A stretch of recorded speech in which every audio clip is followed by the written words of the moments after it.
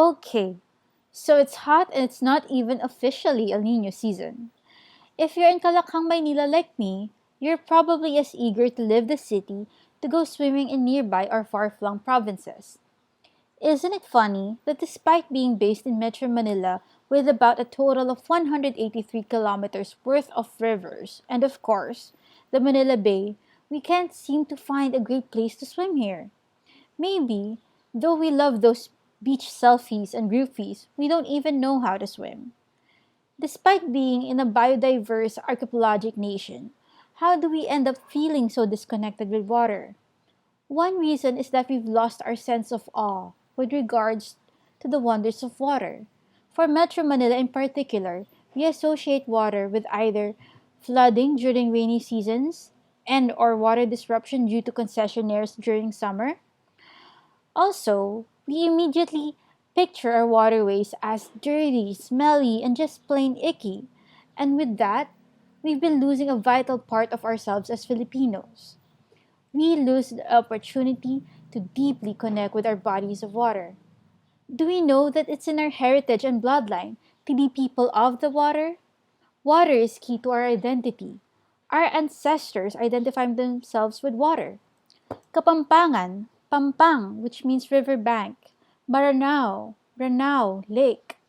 Tausug, people of the current. And for many of us based here in Metro Manila, Tagalog, Ilog, Tagiilog. Basically, Tagalogs are river dwellers. For the Tagalogs, which particular river has given birth to us? Drum roll. Ilog Pasig, which by the way is not biologically dead and is facing one of its biggest threats yet, the Pasig River Expressway or PAREX. First, a bit of history. The heritage of Pasig is spectacular. Archaeological sites have been uncovered along its riverbanks, showing our rich cultural ways, even way before our colonizers. Our ancestors have lived, loved, swam like fishes, and traded in and beyond Ilog Pasig for as early as 4,000 to 4,700 years ago.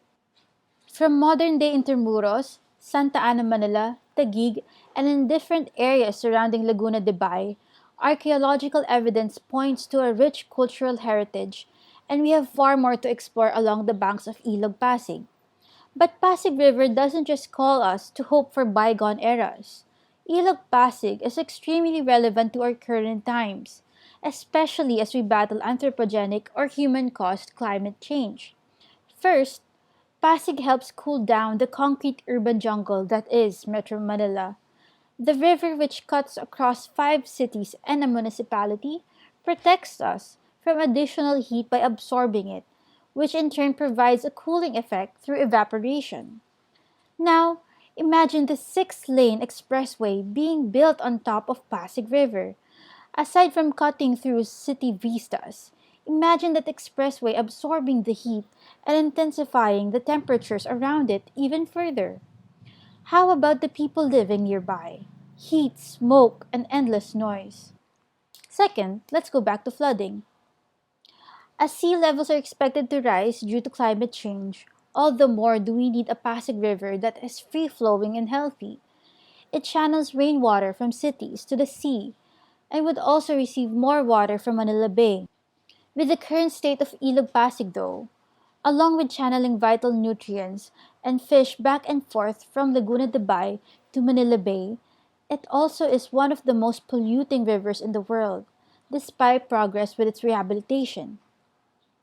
Worth mentioning here are the efforts of the award-winning yet decommissioned Pasig River Rehabilitation Commission, and even the ongoing cleanup efforts of San Miguel Corporation or SMC, which is actually the main proponent of PAREX.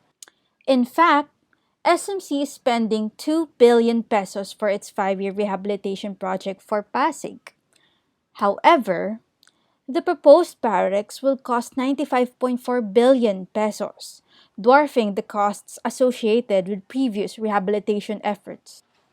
Imagine channeling that budget to long-term rehabilitation efforts for Pasig and its surrounding communities, sustainable livelihood, low carbon transportation, and urban renewal.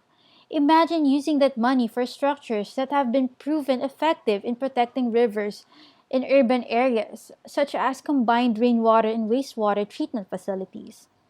Meanwhile, cities all over the world are learning from their own mistakes with car centric roads by dismantling them and channeling their funds to public transportation and rehabilitation of their waterways, such as Korea, Japan, US, etc.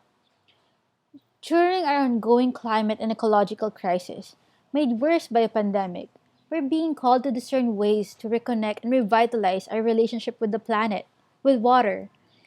Concrete roads that deface environmentally critical and heritage rich rivers like Pasig River are not part of the solution. Parex would only worsen our climate emergency.